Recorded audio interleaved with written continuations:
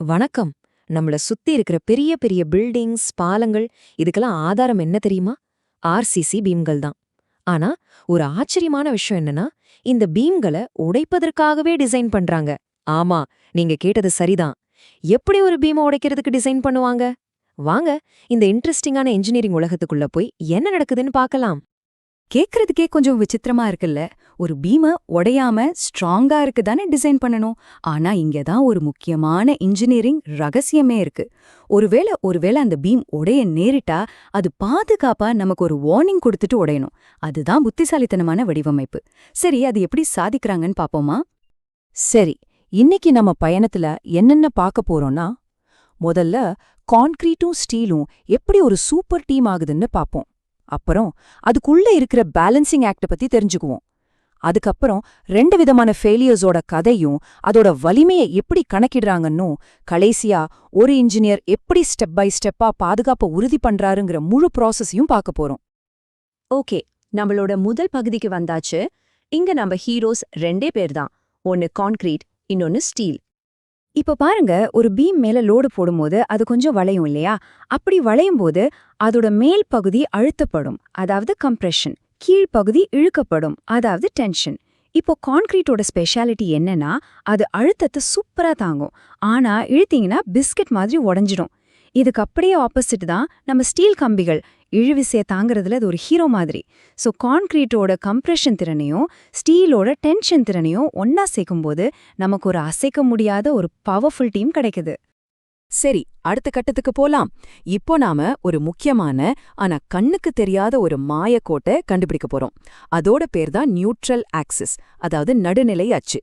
ஒரு பீம்குள்ள என்ன நடக்கணும், எப்படி நடக்கணுங்கிற எல்லாத்தையும் தீர்மானிக்கிறது இந்த ஒரு கோடு தான். இங்க பாருங்க, இடது பக்கம் இருக்கிறது ஒரு சிம்பிளான பீமோட கிராஸ் செக்ஷன். ஆனா அது மேல லோடு கொடுக்கும்போது வலது பக்கம் இருக்கிற மாதிரி தான் உள்ளுக்குள்ள விசைகள் வேலை செய்யுது. பீமோட மேல் பகுதி கம்ப்ரெஷனுக்கும் கீழ்ப்பகுதி டென்ஷனுக்கும் போகுது. இந்த ரெண்டுக்கும் நடுவுல, அதாவது எங்க அழுத்தம் இல்லையோ இழுவிசையும் இல்லையோ அந்த 0 பாயிண்ட் தான் இந்த நியூட்ரல் ஆக்சிஸ்.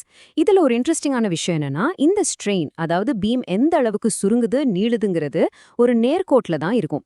மேல அதிகமா சுருங்கும், கீழே அதிகமா நீளும். ஆனா அந்த நியூட்ரல் ஆக்சிஸ்ல மட்டும் எந்த மாற்றமும் இருக்காது. அப்போ இந்த நியூட்ரல் ஆக்சிஸ் கரெக்டா எங்க இருக்குன்னு எப்படி கண்டுபிடிக்கிறாங்க? சிம்பிள் ஜியாமெட்ரி தான். அந்த ஸ்ட்ரெயின் டயக்ராம்ல உருவாகிற 2 முக்கோணங்கள் இருக்கு இல்லையா, அந்த சிமிலர் ட்ரையாங்கிள்ஸ் கான்செப்டை வச்சு ரொம்ப எளிமையா அந்த நியூட்ரல் ஆக்சிஸோட துல்லியமான இடத்த என்ஜினியர்ஸ் கண்டுபிடிச்சிடுவாங்க. பாத்தீங்களா, கணக்கு எவ்ளோ அழகா நடைமுறைக்கு உதவுதுன்னு? இப்போ ஒரு ரொம்ப முக்கியமான டெக்னிக்கல் டேர்ம் வருது. இதுதான் லிமிட்டிங் நியூட்ரல் ஆக்சிஸ், அதாவது XU மேக்ஸ். இது ஒரு மாதிரி லக்ஷ்மண ரேகைன்னு வச்சுக்கோங்களேன். நம்ம நியூட்ரல் ஆக்சிஸ் இந்த கோட்டை தாண்டி போகவே கூடாது. அப்படி போனா என்ன ஆகும்? அதுதான் நம்ம அடுத்த பகுதியோட சஸ்பென்ஸ். இப்போதைக்கு இதுதான் பாதுகாப்போட கோல்டன் ரூல்னு ஞாபகம் வச்சுக்கோங்க. சரி, இப்போ நம்ம கதையோட கிளைமேக்ஸ்க்கு வந்தாச்சு. இங்க நம்ம பார்க்க போறது ஒரு ஹீரோக்கும் ஒரு வில்லனுக்குமான கதை. அதாவது ஒரு பாதுகாப்பான ஃபெயிலியருக்கும் ஒரு பயங்கரமான ஃபெயிலியருக்கும் நடுவுல இருக்கிற வித்தியாசம். இந்த மொத்த கான்செப்டையும் புரிஞ்சுக்க ஒரு சிம்பிளான உதாரணம் இந்த சீசா விளையாட்டு தான். ஒரு பக்கம் கான்கிரீட், இன்னொரு பக்கம் ஸ்டீல். இந்த 2ல யாரு முதல்ல தோத்து போறாங்க, யாரு விட்டு கொடுக்கறாங்கங்கிறது பொறுத்து தான் அந்த பீமோட தலைவிதியே நிர்ணயிக்கப்படுது. இந்த ஒப்பீட்டை நல்லா கவனிங்க. அண்டர் ரீன்ஃபோர்ஸ்ட், அதாவது குறைவான ஸ்டீல் போட்ட பீம்ல ஸ்டீல் தான் முதல்ல ஃபெயில் ஆகும். அது ஃபெயில் ஆகும்போது மெதுவா வளைஞ்சு கொடுக்கும், நமக்கு ஒரு வார்னிங் கிடைக்கும். இதுதான் சேஃப்.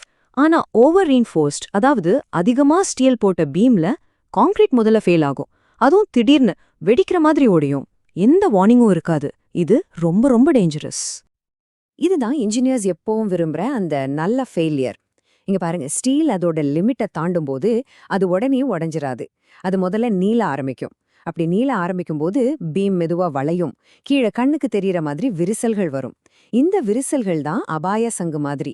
ஏதோ தப்பா இருக்கு, வெளியே போங்கன்னு நமக்கு ஒரு சிக்னல் கொடுக்குது. இது உயிர்களை காப்பாத்துற ஒரு டிசைன். இப்போ அந்த வில்லனை பாருங்க. இதுதான் நம்ம கனவுல கூட நினைக்கக்கூடாத ஒரு பேரழிவு.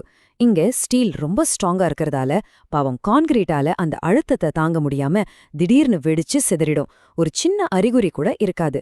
கண்ணி மேய்க்கிற நேரத்துல மொத்தமா சரிஞ்சிடும். இது ஒரு கேட்டாஸ்ட்ராஃபிக் ஃபெயிலியர். அதனால தான் உலகத்துல இருக்கிற எல்லா பில்டிங் கோட்ஸும் இந்த மாதிரி ஒரு டிசைனை கடுமையா தடை செஞ்சிருக்கு. சரி, இந்த பாதுகாப்புங்கிற கான்செப்டை எப்படி கணக்கு போட்டு நம்பர்ஸா மாத்துறாங்கன்னு இப்ப பார்க்கலாமா? இது ஒரு சிம்பிளான 3 ஸ்டெப் ப்ராசஸ் தான். ஸ்டெப் 1, உள்ளுக்குள்ள இருக்கிற விசைகளை, அதாவது கம்ப்ரெஷன் C மற்றும் டென்ஷன் T ஐ கண்டுபிடிக்கணும். ஸ்டெப் 2, அந்த 2 விசைக்கும் நடுவுல இருக்கிற தூரத்தை, அதாவது லீவர் ஆமை Z ஐ கண்டுபிடிக்கணும். ஸ்டெப் 3, அந்த விசையையும் தூரத்தையும் பெருக்கிட்டா போதும், பீமோட அல்டிமேட் ஸ்ட்ரென்த் MU கிடைச்சிடும். ஓகே, முதல் ஸ்டெப். கான்கிரீட் எவ்வளவு அழுத்தத்தை தாங்குதுங்கிற கம்ப்ரெசிவ் ஃபோர்ஸையும் ஸ்டீல் எவ்வளவு இழுவிசையை தாங்குதுங்கிற டென்சைல் ஃபோர்ஸையும் நாம கணக்கிடணும். ஒரு பீம் ஸ்டேபிளா இருக்கணும்னா ரொம்ப சிம்பிள். இந்த 2 விசைகளும் ஒண்ணுக்கொன்னு சமமா இருக்கணும். C = T. இந்த ஒரு சமன்பாடு தான் எல்லாத்துக்கும் அடிப்படை.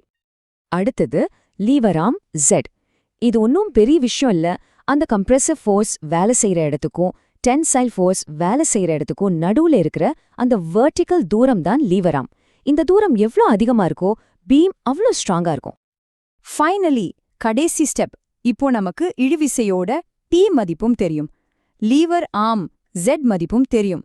இந்த ரெண்டையும் பெருகிட்டா அவ்வளோதான், நமக்கு அந்த பீமோட அல்டிமேட் ஸ்ட்ரென்த், அதாவது மொமெண்ட் ஆஃப் ரெசிஸ்டன்ஸ் MU கிடைச்சிரும்.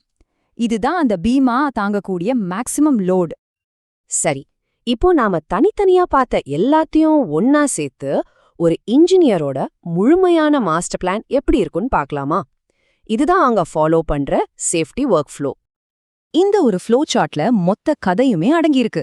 ஒரு இன்ஜினியர் முதல்ல பீமோட அளவுகள், மெட்டீரியல் எல்லாத்தையும் வச்சு அந்த லக்ஷ்மண ரேகையான XU மேக்ஸ கணக்கிடுவார். அப்புறம் நாம டிசைன் பண்ண பீமோட உண்மையான நியூட்ரல் ஆக்சிஸ் XUவை கணக்கிடுவார்.